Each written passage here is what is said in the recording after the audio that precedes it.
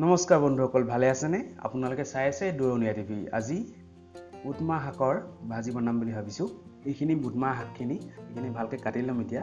আৰু এইখিনি মই কেনেকৈ কৰিছিলোঁ মাটি নোহোৱাকৈ, ভিডিঅ'টোৰ তলত লিংক আছে, চাই ল'ব। এতিয়াই চাব নালাগে, এই ভিডিঅ'টো চাই লওক, তাৰপিছত চাব।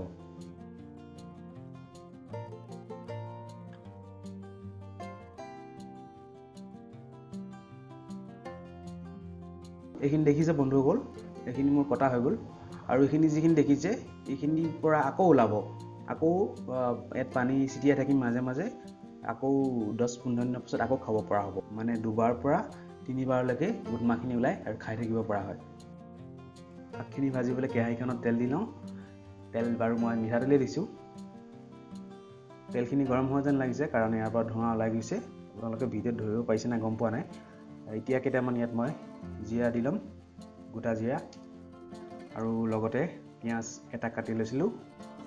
পিঁয়াজখিনি দি অকণমান সময় ভাজি ল'ম। পিঁয়াজখিনি অলপ ৰঙচুৱা হোৱালৈকে অলপমান সময় লাগে, জানেই আপোনালোকে এইটো। তাৰপাছত এতিয়া মই ইয়াত নিমখ দি দিছোঁ। নিমখ একেবাৰে দি দিছোঁ, আকৌ শাকখন ভাজোঁতে নিদিওঁ আৰু সোৱাদ অনুসৰি একেবাৰে দি লৈছোঁ। এবাৰ ভালকৈ মিক্স কৰি ল'ম গোটেইখিনি। ইয়াত দেখিছে পিঁয়াজখিনি অলপ ৰঙচুৱা হৈছেগৈ। এতিয়া ইয়াত মই হালধি দি ল'ম, আৰু হালধিখিনি দিয়াৰ পাছত গেছৰ ফ্লেমটো কম কৰি দিম, নহ'লে হালধিখিনি পুৰি যাব, তেতিয়া তিতা লাগিব, খাবলৈ বেয়া লাগিব।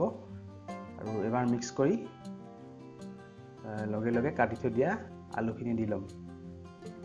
ভালকৈ গোটেই আলুখিনি লৰাই, পিঁয়াজ আৰু হালধি নিমখ গোটেইখিনি আলুখিনিৰ লগত যাতে মিহলি হৈ যায় ভালকৈ। গেছৰ ফ্লেমটো মিডিয়ামতে থৈ এইখিনি আলুখিনি সিজিবলৈ দিম। মানে আলুখিনি ধৰক 70-80% সিজিলেই হৈ যাব।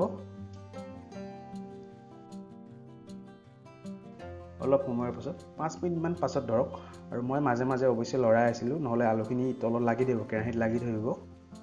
আলুখিনি প্ৰায় সিজি গৈছে ধৰক 70-80%, কাৰণ শাকখিনি সিজিবলৈতো বেছি সময় নালাগে, আৰু সেইকাৰণে আলুখিনি প্ৰথম ভাজি ল'লোঁ। আৰু ইয়াত কেইটামান এতিয়া কেঁচা জলকীয়া দি দিওঁ।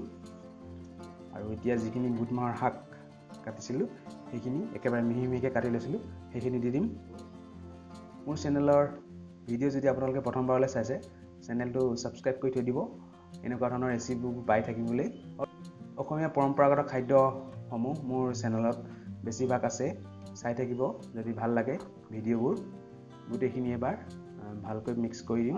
এইখিনি বনাওঁতে মই আলু অলপমান বেছিকৈ দিছিলোঁ, কাৰণ বুটমাহৰ শাকখিনি যিহেতু অলপমান কম, সেইকাৰণে আলু অলপমান সৰহকৈ দি দিছিলোঁ।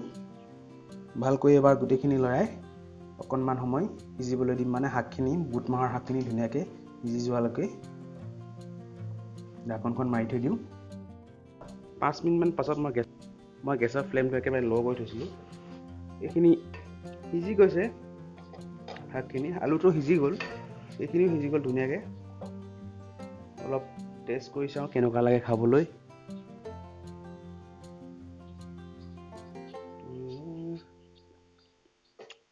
ঠিকে আছে, বেয়া হোৱা নাই। তো ৰেচিপিটো ইমানে, বনাই চাব এনেকৈ।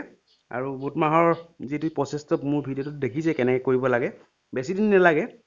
এতিয়া এনেও লকডাউন চলি আছে, লকডাউন খোলে মানে খাবলৈ হৈ যাব।